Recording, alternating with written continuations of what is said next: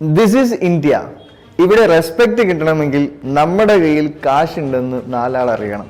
ഇത് ലക്കി ഭാസ്കർ എന്ന് പറയുന്ന പടത്തിൽ ദുൽഖർ സൽമാൻ അടിച്ച ഡയലോഗാണ്. ഇതിന്റെ റിയാലിറ്റി ഒന്ന് നമുക്ക് തപ്പിപ്പോയാലോ?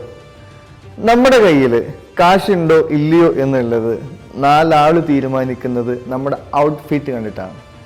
തീർച്ചയായിട്ടും നമ്മൾ സഞ്ചരിക്കുന്ന വാഹനം, നമ്മൾ ഇടുന്ന ഡ്രസ്സ്, നമ്മുടെ കയ്യിലെ വാച്ച്, നമ്മുടെ കാലിലെ ഷൂ, ഇതെല്ലാം ഇതിനെ ഡിഫൈൻ ചെയ്യും.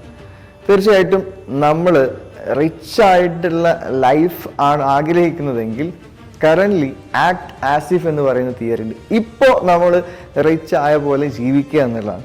സോ നമ്മുടെ കയ്യിൽ ബ്രാൻഡഡ് ആയിട്ടുള്ള വാച്ചുകളോ ഫോണുകളോ അല്ലെങ്കിൽ അങ്ങനെയുള്ള കാറൊന്നും കയ്യിലില്ല, നോ ഇഷ്യൂ. നമ്മുടെ കയ്യിൽ ഉള്ള ഷർട്ടിനെ പാൻറ്റിനെ കറക്റ്റ് അയൺ ചെയ്ത് ഇട്ട ഷൂവിനെ വൃത്തിയാക്കി, ഇനി കീറിക്കറിഞ്ഞ പേഴ്സുകളാണെങ്കിൽ ആ പേഴ്സ് മാറ്റി, ചെറുതാണെങ്കിലും വില കുറഞ്ഞതാണെങ്കിലും നല്ല വൃത്തിയുള്ള പേഴ്സിലേക്ക് അതിനെ മാറ്റി, ചൊറി പിടിച്ചതുമൊക്കെമായിട്ടുള്ള കളറ് പോയതിനൊക്കെ എടുത്ത് മാറ്റിയിട്ട്, ഒന്നും വേണ്ട, നമ്മുടെ മൊബൈൽ ഫോണിലേക്ക് ഒന്ന് നോക്കാം.